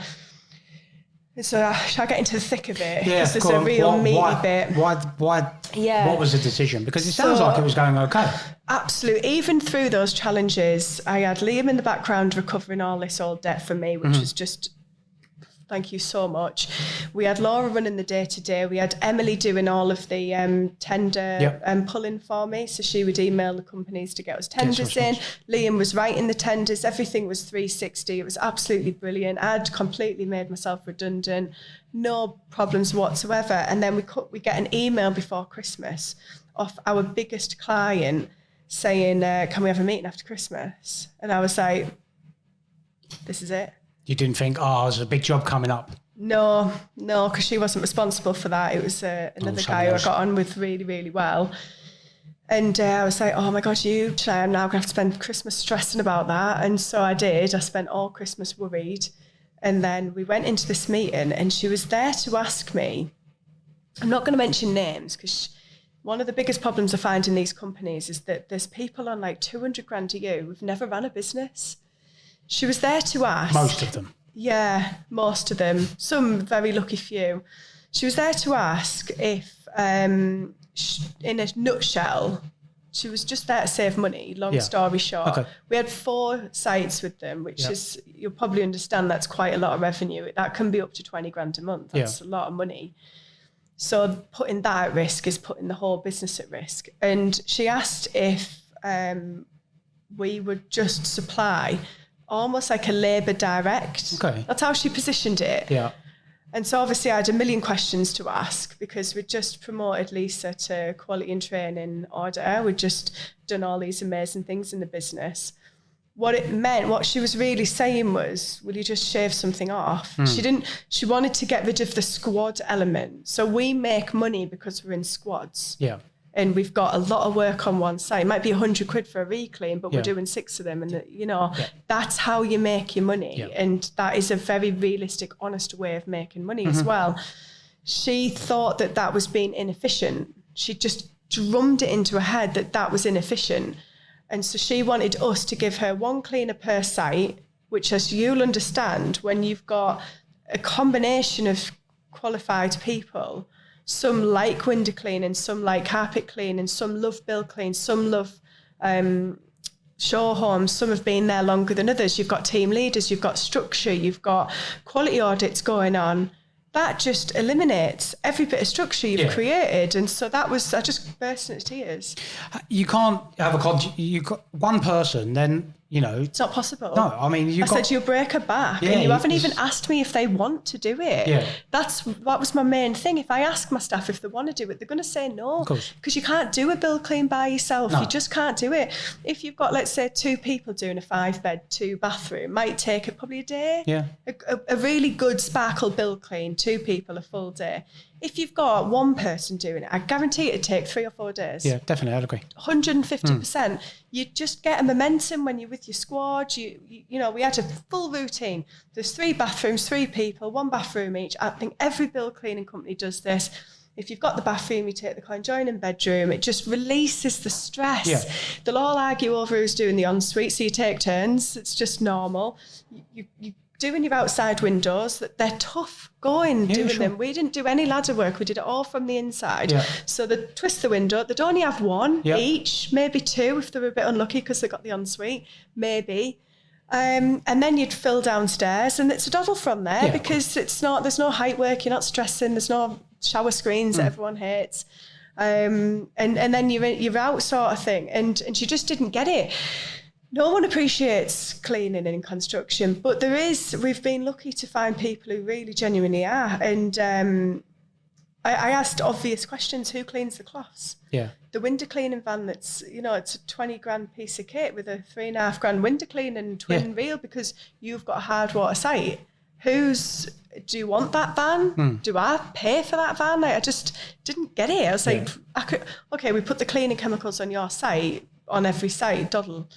The smaller sites, we use little portable tanks. Or the bigger sites that didn't have hard water, just chuck a portable tank on the site. Who's responsible if that gets damaged on site? Because it's not in our possession anymore. Yeah. I had too many questions. Then we get an email. one of our other companies that we had a great relationship with, they closed their development. They decided it was too risky to build into the next phase, so they just closed it overnight. And this was happening across the board. Regular. We had another company go from build, like just constantly build to sell, which we lost the revenue straight away from that. It just instantly, because they're not going to build if they're not selling. Yeah. We then get a call saying they've sold 30 and you're going to do 30 houses next month. And I was like, no, we're not. We're not going to do it. We then got an email off this big customer. Bearing in mind, this is like a 3-month period. You can imagine the stress. I'm supposed to be in Costa Rica with my best pals at this point, lost my passport, ended up in Bali on a surf trip, constantly stressing. Everyone sees me in Bali, but no one sees that constant stress. We then got an email saying that our sites were going out to tender to the whole market. The ones were contracted, completely tendered in. And if someone comes in cheaper, they're going to get it. So this woman has lost her mind at interest rate. She's not thinking logically that it's going to be fine in 6 months' time. Yeah. She's absolutely lost the plot. And in the meantime, I'm losing my plot because I've got staff asking questions. I'm starting to strip things out of the business because I'm starting to panic. Yeah. You know, the office cleaners are gone. The login, we had a clock-in system, get shot, I don't need that, it's 80 quid. I just saw signs of threat and just started, oh my God, what is happening? Obviously, that's then causing a stress for the office team, which does relay down to the cleaners. We used to see them every morning. They'd come in the office on a morning. I used to have to hold staff meetings to like calm everyone down. I'm talking utter bullshit. Oh, ex-clients had to make some cuts, and so this is what we've had to do. And there's no problem now. We're on the up, and just that's what you've got to do. Put face on to calm everyone down, haven't you? You do, because otherwise it just induces mass panic, doesn't it? Yeah. At the end of the day, you know, sometimes it's your job as the leader of the business. I think, you know, the truth is sometimes hard. You know, if people knew what actually went on back of house, they just had the notice in. Oh, easily. But the frustrating part of that is you know, people villainize entrepreneurs and business owners because you're this rich individual, but they don't see the bits and pieces that go on and the things that we actually sacrifice and do to make their work life enjoyable, make sure there's no stress there.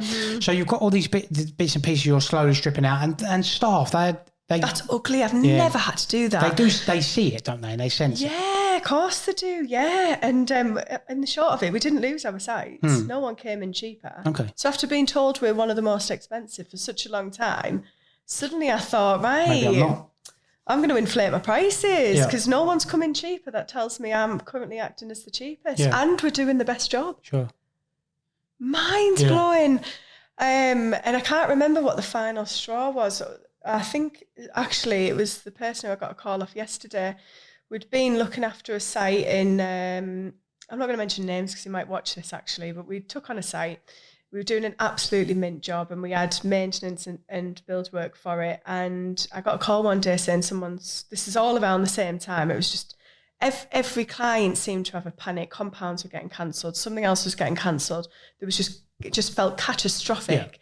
And he was the final straw. I thought, I've lost my shit.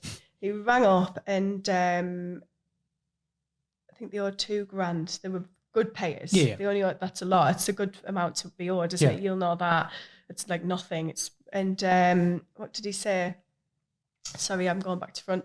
That's right. He rang up and said they've got someone in cheaper. They were going through a merger with one of the big builders. I think it was Lovell Homes. They couldn't concentrate on us. They couldn't afford our rates on that site, and because no one had technically signed a tender yet. So what they do, they drag it out, and you keep working, and thank you for your business.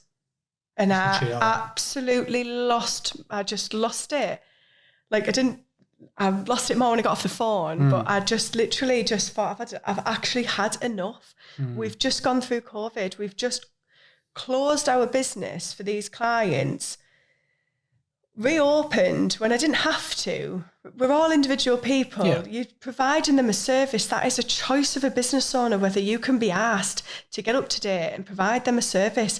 If people aren't respecting your service, what's the point? Yeah. And pair that with cleaners thinking they're going to die. It sounds like to me battle, isn't it? I know this from being in the industry. Let's say construction cleaning, as I mentioned earlier, is so cutthroat and so difficult and such a high stress environment. And you're doing it at mass scale, 20 plus sites. It sounds like it just all over them 7 years just all become too much. It wears you down. It really does wear you down. And I used to have far too many conversations with the people in the office. Like I had coaches and things, but I really have no one to go and vent to. And when you're venting every single day, which you are, it's really hard to maintain any kind of relationship. And my response to dealing with the stress was flitting off abroad. And you'll see it yourself, I'm always away. It takes a good 9 days to stop thinking about that type of stress. Like, you're going away for 3 weeks, that's ages. 9 of those, I'm still ringing back home. I say this to my wife when we go on holiday. It's, you're away and like, we go away for 7 days. She's like, "Oh, you sealed up tight. You didn't literally. You're not off. You just can't do it, and especially in such a high stress environment like you. So high stress, yeah. What was the process of what was the day you thought that's it? Oh, I remember what it was. I can't remember specifically what it was. It's funny. It's only 3 months ago. I know the exact date that I told. Was it the exact date that we told the cleaners, or the exact date that they went? The 14th of April is a significant date. I think that was the last day the cleaners had. So it was around about the 1st of April that we announced it to the cleaners. HR told me that I could have come in on Monday morning and just said bye to everybody. I was legally within my rights to do that. And I was like, what? I just couldn't morally do it. If I make that decision, it doesn't matter, because the decision was made because of the years and years of build-up. The decision I had to make was, do I want to cash flow this downturn? I can cash flow the downturn. Do I want to, considering how long it's taken to get that money in the bank? And I just went, no, I've worked far too hard for that. It's a risk that you're not going to get that money back, and you'd have nothing. Well, I know hand on heart now we would have overcome it. We were losing about 20 grand a month we were about to be losing 20 grand a month in the moment that I made the decision. And to keep all this staff on was absolutely pointless. It was getting stripped to the point where we were just back to day one again. And I was like, I don't want to go back to day one again. I've been there, I've done it. I could have definitely found a way to do that. I just didn't want to, and I didn't want to cash flow it at the same level. I didn't want to spend all my cash.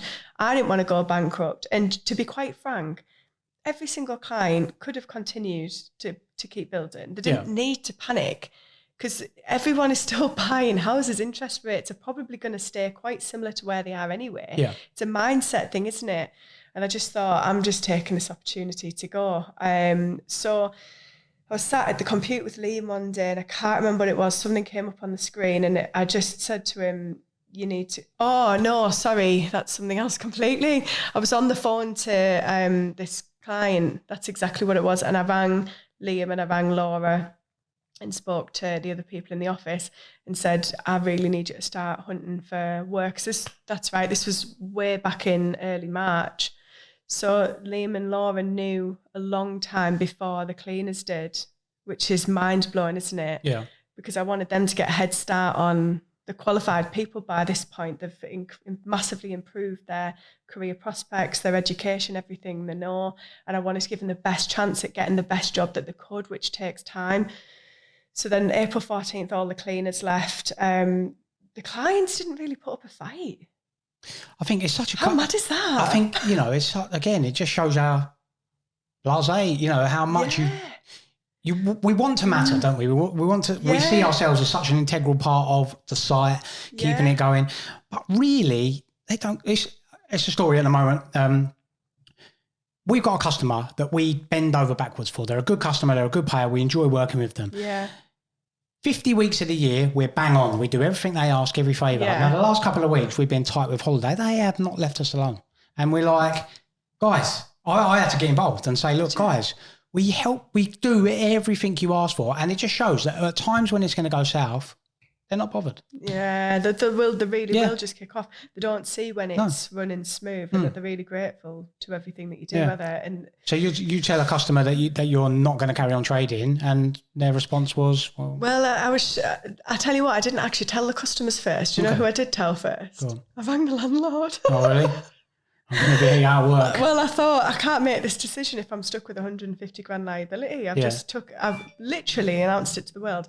I've took this unit on. I'm going to do all my training from here, which I wholeheartedly really was going to do. I was so gutted that the space was incredible for the training, the downstairs, the upstairs. But he was actually the first person I rang. Okay. And he was unbelievably supportive. And so he let me break that contract with very little fight. Yeah. And I paid some months out and helped, we cleaned it out for them. We handed it over the best we possibly could.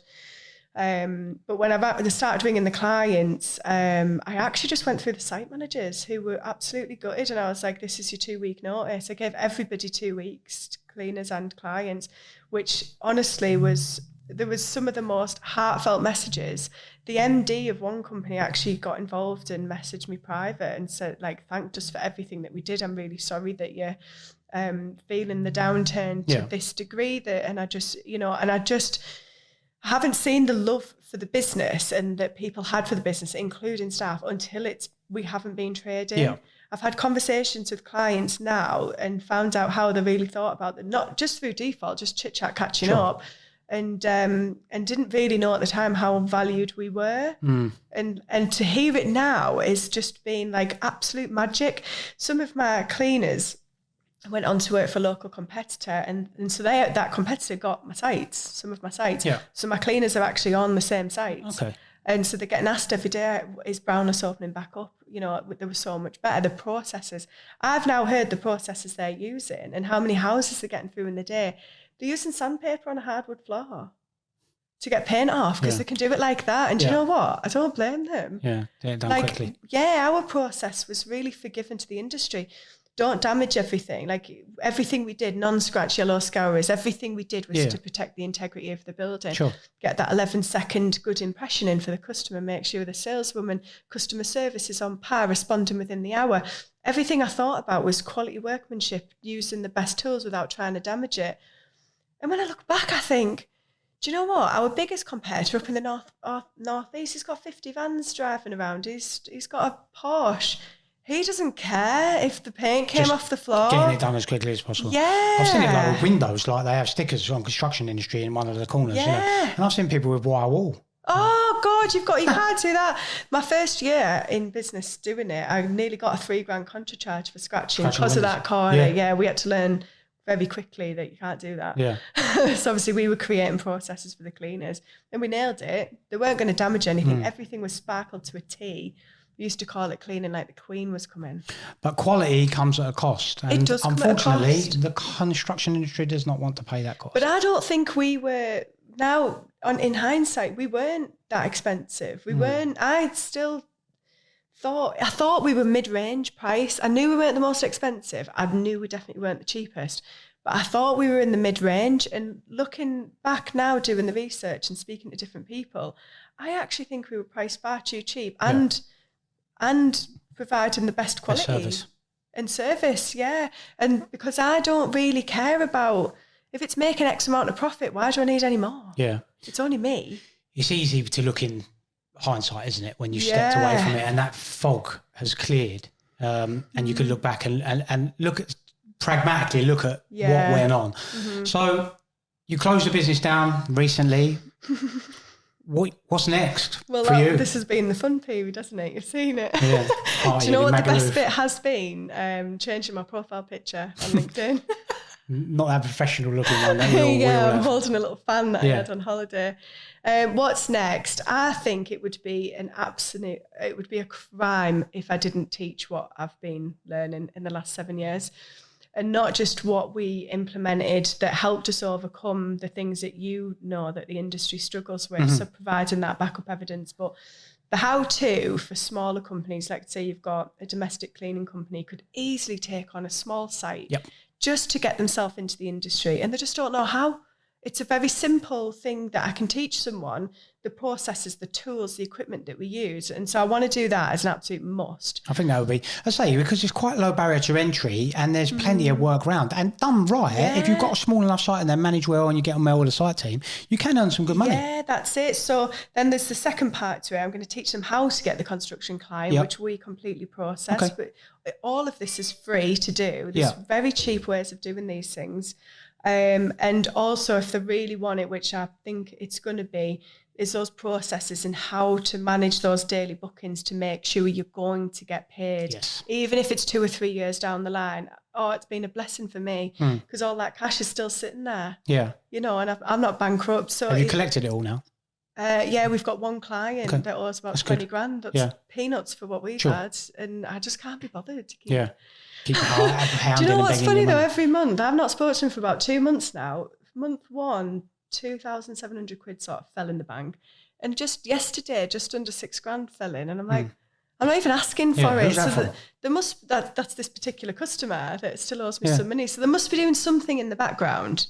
They're saying they can't find out where it is. They must be doing something. So I'm just going to let them crack on. I've got 6 years to do it. But so that's what I'm going to do next. But I still feel a bit mentally like I keep trying to charge on and get straight on with it. And I'm actually knackered. This garage is completely driving me insane. You're doing a refurb at the moment, aren't you? Yeah, why did I do that straight after? I thought I'll just quickly get the garage converted before I... You sound like you enjoy stress. Yeah, I can't stop. Like, I just can't stop. So I'm going to set myself a challenge. Actually find a month where all I do is eat and go to the gym. Let's see if I can do it. Do the two go together, eating and going to the gym? We can get on a cross bike with an apple. So you're going to go into training now, effectively, showing other businesses how to do it. Yeah, and I'm just going to see if there's a bite. I'm really not worried if it's a successful business that takes off. Yep. But I just think there's nobody out there doing it. I've done it in 2 businesses now and I've seen it from the ground up. I know what these people are really struggling with. If you do it the right way, you can make an absolute killing. Yep. You can maintain really amazing relationships with your customers. If you do it the wrong way, you're going to be bust before you even know it. And so I just think it would be a crime if I didn't. And who knows, people might want it.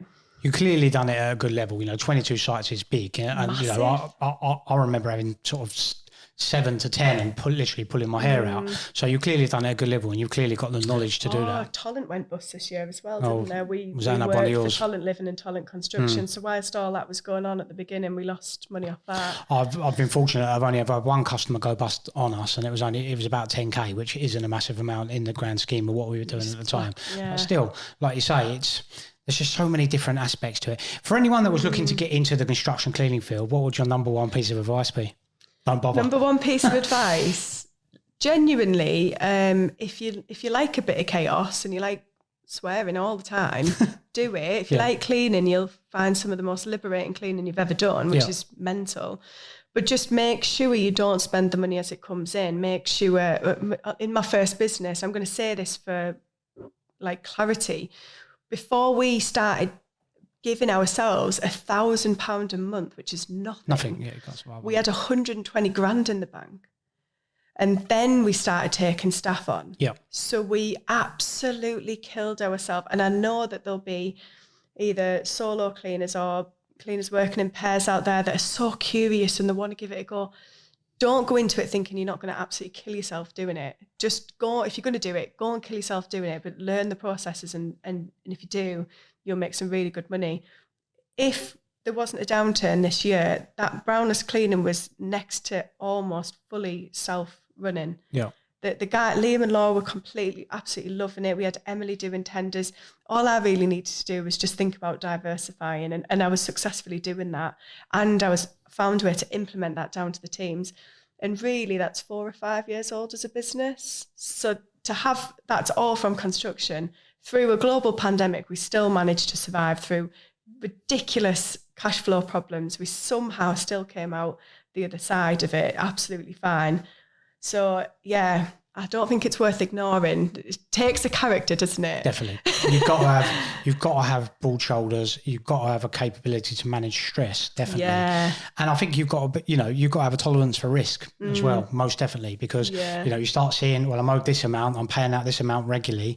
If I keep paying this amount, this isn't coming in quick enough, you're in trouble. Yeah. It is a super tough industry, and congratulations to what you achieved in it, because I was always watching your stuff online, and to have 20 plus sites going at one time, in the 100, you've got to remember these. If you've got a site that's got 100 properties, that's 400 cleans on one site if they've got 4 cleans. So, you know, there's a lot of time and effort that goes into that.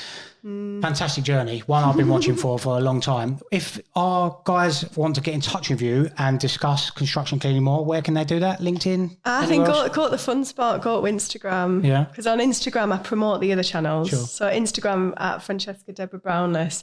You want the fun stuff first, don't you? I'm in the fun bit. Like we mentioned at the start, it's about, you know, it's all about people and relationships, isn't it? And if you can't get on with someone or they're boring. Yeah, if they want to see the stuck up stuff, go to LinkedIn. It's not that stuck up anymore, is it? It's quite fun, but yeah, definitely Instagram. I spend most of my time on there. Yeah.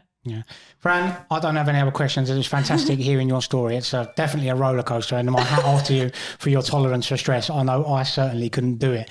So that wraps up another episode, guys. Thank you to Francesca for traveling nearly 300 miles to come and sit with my good self. As always, hit that like and subscribe button for us. And if you're following on the podcast platform, make sure you leave us a review and subscribe for our bi-weekly episodes. Thanks, guys. I'll check in with you in the next episode.